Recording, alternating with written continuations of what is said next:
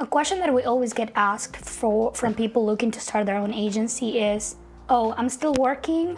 I don't know if I can do it. I don't know if I can start a business on the side and actually make it be my main source of income at some point if I'm still working full time. So how do you think you manage that, and what are the tips and tricks that you would have or that you would be able to give to people who are trying to pursue a similar thing where they're working as a nurse or a therapist but are looking to start a side hustle to then make it become their main source of income? Yeah, I think for me, I like healthcare because most of the professions are 3-shift, like around the clock. So I knew that I could work evenings, overnights, doubles on weekends to make the necessary money that I needed to make so that I could eventually have the 9-to-5 business hours to function.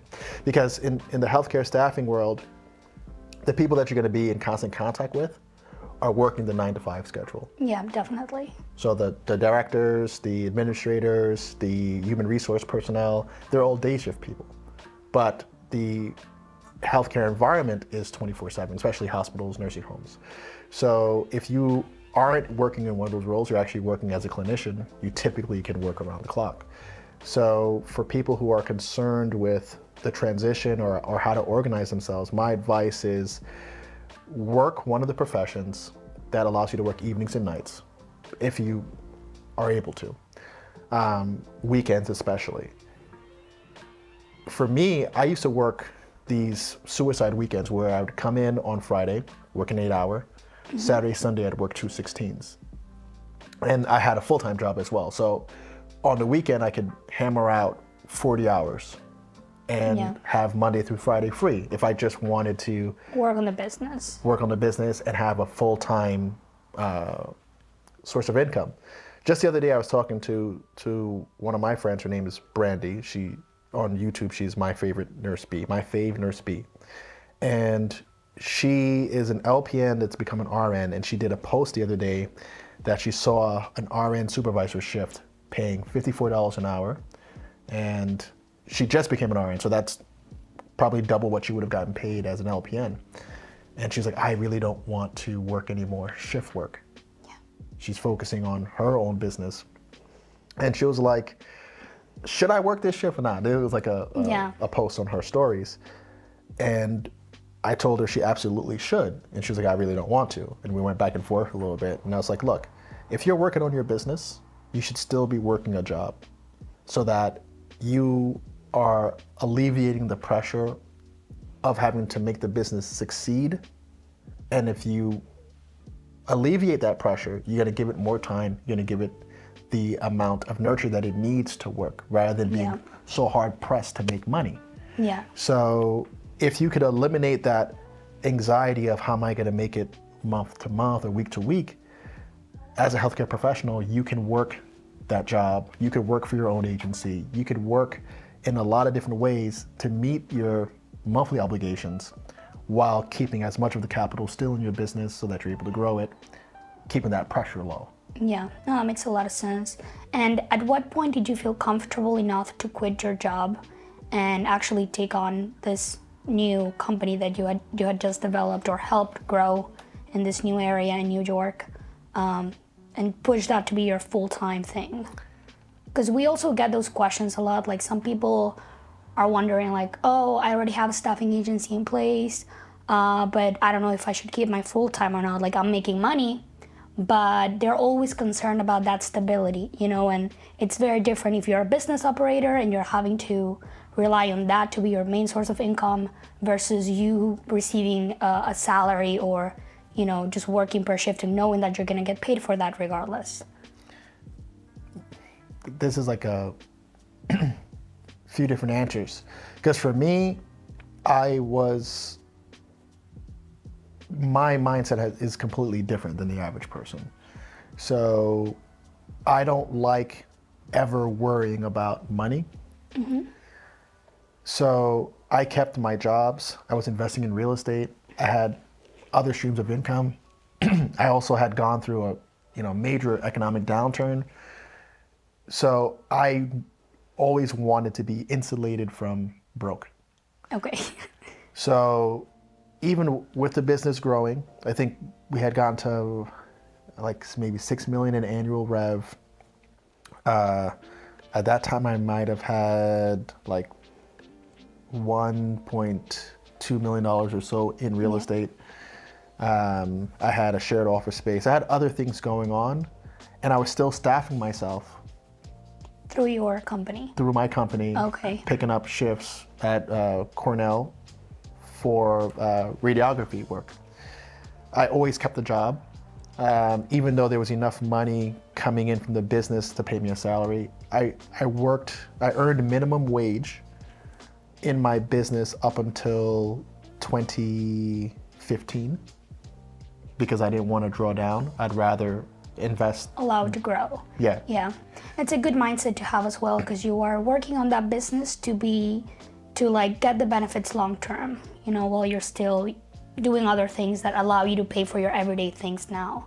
Yeah. And the only trade-off in that is you're going to work a lot, Yeah. right? Like you have to put in that heavy work in the beginning and make the appropriate investments in your business, right? Then the most appropriate investments are usually the human capital that you hire, right? Because you don't want to start a business that is completely dependent on you, Yes. because it's not a business, it's a job, right? Yeah. Then I started to make investments in other assets that would generate cash for me, even if business was down or there were changes or anything like that. So I think ultimately you have to be willing to put in the early work, the hard investments to reap the benefits later on. It's like farming, right? Yeah. Planting your seeds and Yeah. nurturing it rather than eating the first thing that sprouts. Like you eat the whole. Yeah.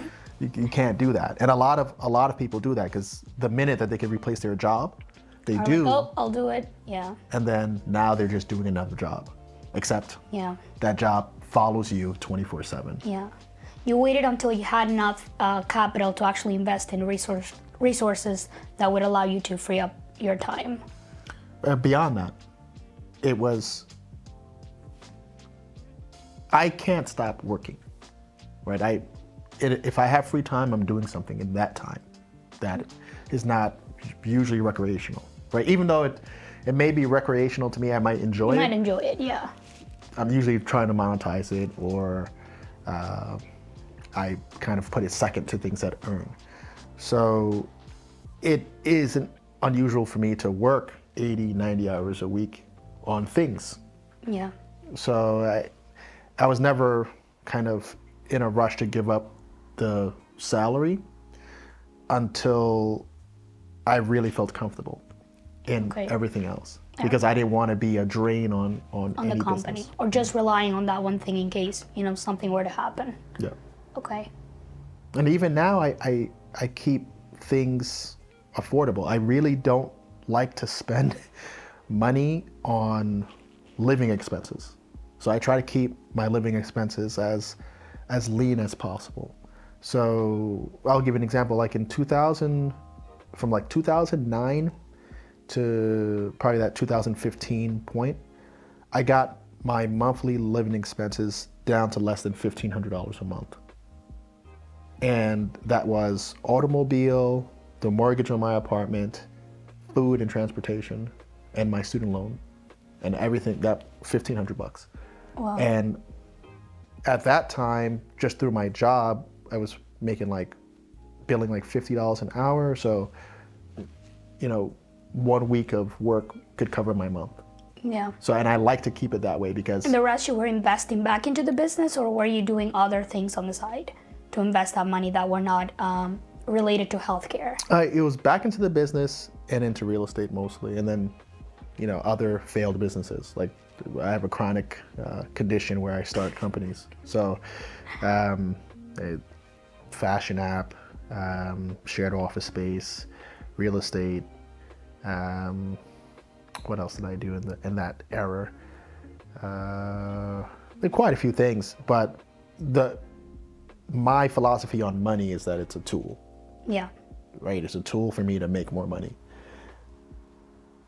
So any surplus money was reinvested in something, whether it's left in the company to afford new talent, invested in ads, invested in IT, invested in you name it. That's how we actually Yeah. developed our software, right? We had enough money to either choose to build out our own software or pay a software provider. Yeah.